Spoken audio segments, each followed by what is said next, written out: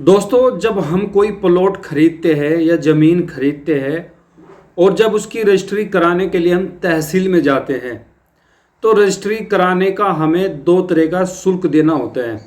मतलब दो तरह की फ़ीस हमसे वसूली जाती है। पहली फ़ीस होती है रजिस्ट्रेशन फ़ीस और दूसरी फ़ीस होती है स्टाम्प ड्यूटी की फ़ीस। तो ये वीडियो मैं क्यों आपके लिए आज बना रहा हूँ, क्योंकि इस वीडियो में मैं आपको आज समझाने जा रहा हूँ कि जो फीस हम रजिस्ट्रेशन के रूम में देते हैं वो एक्चुअल में है क्या, क्यों हमें देनी पड़ती है, साथ ही साथ स्टाम्प ड्यूटी क्यों हम पेड करते हैं।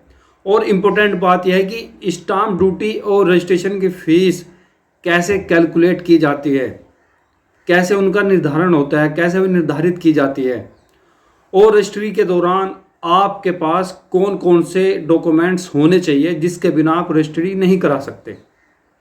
तो आज का इस वीडियो का मेरा मोटिव ये है और मैं आपको पूरी डिटेल में जानकारी देने जा रहा हूँ पंजीकरण शुल्क के बारे में और साथ ही साथ स्टाम्प ड्यूटी के बारे में। क्योंकि अगर आप कानूनी रूप से अपने आप को सुरक्षित रखना चाहते हैं तो दोस्तों ये बातें आपके लिए जानना बहुत ही इम्पोर्टेंट है। क्योंकि अगर आप ये वीडियो पूरी देखते हैं तो कुछ ना कुछ आप ज़रूर सीखेंगे, आपको कुछ ना कुछ नई जानकारी आपको मिलेगी। तो दोस्तों, मैं हूं एडवोकेट वाजिद और आप देख रहे हैं मेरे यूट्यूब चैनल। और वीडियो में इससे पहले मैं आगे बढ़ूं, आप एक प्यारा सा कमेंट करके बताएं कि आप इस वीडियो को कहां से देख रहे हैं। दोस्तों, जब हम किसी प्लॉट की या ज़मीन की रजिस्ट्री कराने के लिए तहसील के अंदर जाते हैं तो हमें इसके लिए दो तरह की फ़ीस देनी होती है। पहली फ़ीस है आपकी पंजीकरण फ़ीस, जिसे आप रजिस्ट्रेशन फ़ीस भी कहते हैं। दूसरी है स्टाम्प ड्यूटी।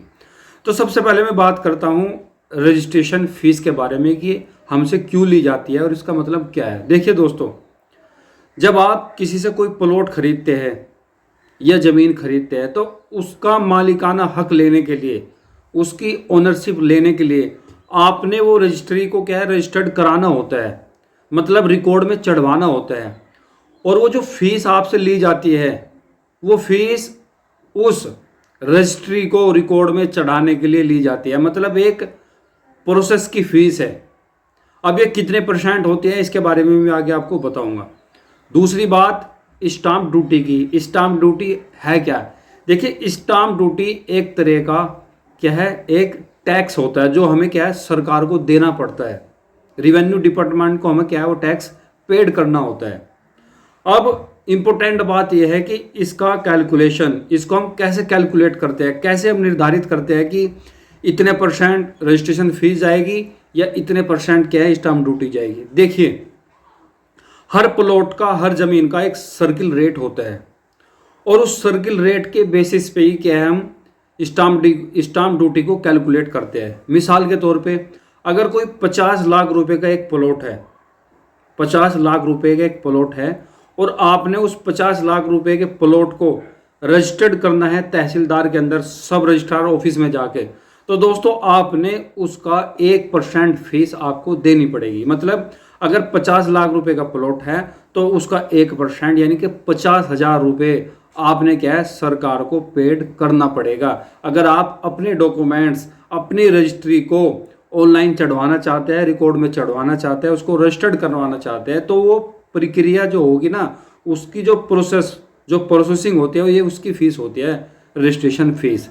समझ रहे आप? जैसे मिसाल के तौर पे आप कोई फॉर्म भरवा रहे हैं तो फॉर्म भरवाते समय आपके एक तो कंप्यूटर वाला जो आपका फॉर्म भरेगा, साइबर कैफे वाला, और साथ ही साथ सरकार ने जो फीस निर्धारित की कि आपको इस फॉर्म के लिए 500 रुपये देने पड़ेंगे, तो 500 रुपये तो आप पेड करेंगे। साथ ही साथ जो आपका फॉर्म भरेगा, वो किसी भी तरह का फॉर्म होता है, वो भी तो आपसे कुछ शुल्क लेगा उसको रजिस्ट्रेशन करने की। तो ये सेम वही फीस होती है।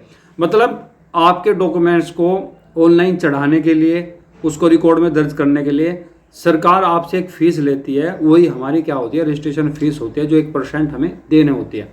कितने भी लाख का प्लॉट हो, कितने भी करोड़ का प्लॉट हो, आपने क्या है, 1% उसका देना पड़ेगा। बस ये आपने ध्यान रखनी है। अब बढ़ते हैं स्टाम्प ड्यूटी की तरफ। स्टाम्प ड्यूटी भी जो सर्किल रेट होता है और उस सर्किल रेट से जो प्लॉट और ज़मीन की जो वैल्यू निकलती है उसके आधार पे उसका आपने क्या है, 5% भी देना होता है, 4% भी, 6% भी और 7% भी। ये कैसे?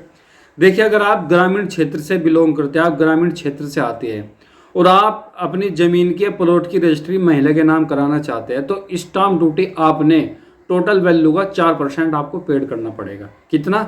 4%। ठीक है। मान लो 1 लाख रुपए का प्लॉट है और आप उस 1 लाख रुपए के प्लॉट को अपनी वाइफ के नाम कराना चाहते हैं, किसी भी लेडीज़ के नाम कराना चाहते हैं, तो उसका 4% आपको देना पड़ेगा, यानी कि 4,000 रुपये।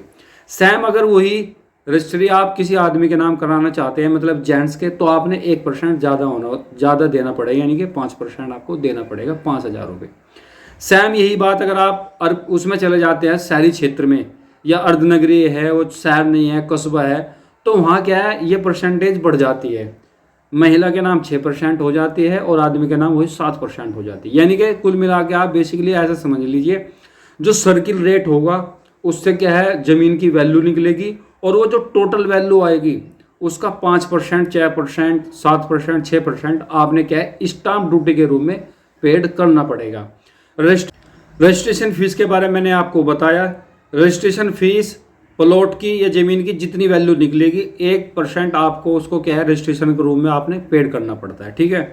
अब बढ़ते हैं कौन कौन से डॉक्यूमेंट्स जिनकी आवश्यकता आपको रजिस्ट्री के दौरान पड़ती है। सबसे पहले बेचने वाले और खरीदने वाले दोनों के आधार कार्ड, पैन कार्ड और उनके फ़ोटो, साथ ही साथ 2 गवाह, उनके आधार कार्ड, और खरीदने और बेचने वाले के मोबाइल नंबर। ये कुछ मुख्य डॉक्यूमेंट्स हैं जहां आपको ज़रूरत पड़ेगी रजिस्ट्री के दौरान। ठीक है।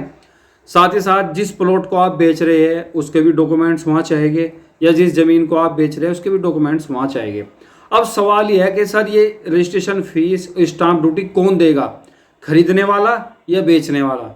ये बर्डन होता है भाई खरीदने वाले का। खरीदने वाला ही आपकी स्टाम्प ड्यूटी पेड करेगा और खरीदने वाला ही आपकी रजिस्ट्रेशन फीस क्या पेड करेगा। बेचने वाले ने तो बता दिया कि भाई मैं तो इतने रुपए गज आपको दे रहा हूँ, सरकारी रेट के हिसाब से, सर्किल रेट के हिसाब से इसकी वैल्यू इतनी है, बस जो रजिस्ट्री अपने नाम करा है, जो बेनाम अपने नाम करा रहा है, उसको ही क्या है, फीस सारी देनी पड़ती है। दोस्तों, अगर आप या हम कोई भी अपने आप को सुरक्षित रखना चाहते हैं तो जानकारी हमारे पास होनी बहुत ज़रूरी है, क्योंकि इस वक्त तहसील के अंदर जो धांधलीबाजी, जो कमीशन खोरी, जो घूसखोरी चल रही है ना, यह वीडियो देखने के बाद आपके बहुत सारे पैसे बच सकते हैं, क्योंकि सभी लोग पढ़े लिखे नहीं होते। बस वे बेचारे चले जाते हैं किसी की दूसरे के आधार, दूसरों के साथ कि भाई मेरा बेनाम है, चलो आप मेरे साथ चलो, लेकिन उन्हें पता कुछ नहीं रहता। वे या तो दस्तावेज लेखक के पास जाएंगे या किसी वकील के पास जाएंगे, वकील उनको क्या है, बेसिक चीज़ें बताएगा। लेकिन खेल कहाँ होता है, अपनी फीस तो लेगा, ठीक है, जो उसकी फ़ीस होगी, लेकिन अंदर के नाम पे जो पैसा वसूला जाता है कि इतने अंदर जाएंगे, इतने में आ जाएंगे, इसी से बचाने के लिए मैं आपके लिए आज ये वीडियो लाया था।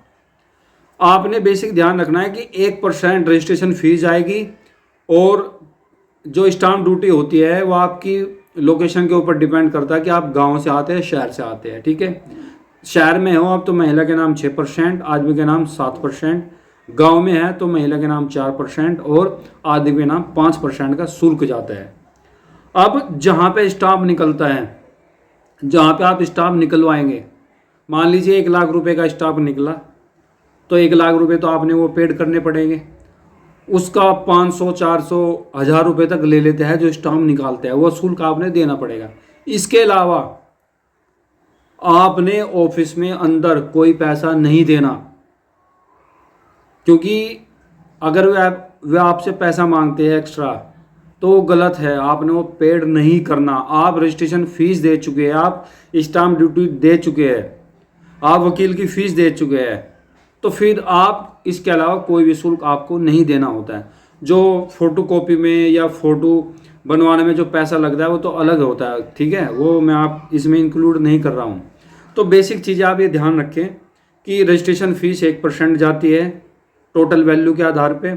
स्टाम्प ड्यूटी अलग अलग हो सकती है गांव और शहर के हिसाब से, बाकी इसके अलावा कोई शुल्क नहीं जाता। आपने जो वकील या दस्तावेज लेखक जिससे आप वो रजिस्ट्री करा रहे हैं, डॉक्यूमेंट्स तैयार कर रहे हैं, वो आपसे कितनी फ़ीस लेगा या आपने क्या है पहले ही उससे तय कर लेना है कि भाई आपकी फ़ीस कितनी होगी, 1000, 2000, 10,000, ठीक है। बाकी का जो खर्चा होगा वो मोटा मोटा सा खर्चा आप समझ सकते हैं। बशर्ते मैं आपको यही कहना चाहूँगा कि जब भी आप रजिस्ट्री कराने जाए तो अपने साथ जानकार आदमी को लेकर जाए जिसे पता हो, भले ही आपने उसे कुछ पैसे देने पड़े, लेकिन वो आपके 500-400 रुपये जब आप उसको दोगे तो वो आपके हज़ारों रुपये बचा सकता है।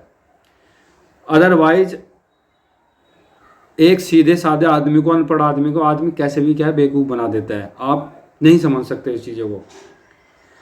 स्टाम्प ड्यूटी आप देंगे, रजिस्ट्रेशन फ़ीस आप देंगे, बाकी जो वकील की फ़ीस होगी वो आप देंगे। इसके अलावा कोई भी चार्ज ऑफिस के अंदर नहीं लिया जाता, किसी भी तरह का चार्ज नहीं लिया जाता। अगर आप ऐसा करते हैं, दे रहे हैं, आपसे कोई मांग रहा है तो वो गलत है, ऐसा नहीं होता। तो दोस्तों वीडियो बनाने का जो मकसद था, और मैं जितनी भी वीडियो बनाता हूँ सिर्फ इसलिए बनाता हूँ ताकि मैं आपको जागरूक कर सकूँ, आपको समझा सकूँ, आपको सिखा सकूँ। क्योंकि एक एक पैसा अपने आप में बहुत वैल्यूबल होता है, बड़ी मुश्किल से आदमी पैसा कमाता है। और ये जो रजिस्ट्री, ये जो बेनामे वगैरह का काम होता है ना, बड़ा सेंसिटिव काम है, आपने बड़े ध्यान के साथ इसको कराना चाहिए। तो बहुत बहुत शुक्रिया, थैंक यू सो मच। उम्मीद करता हूँ कि आप कुछ ना कुछ ज़रूर सीखे होंगे।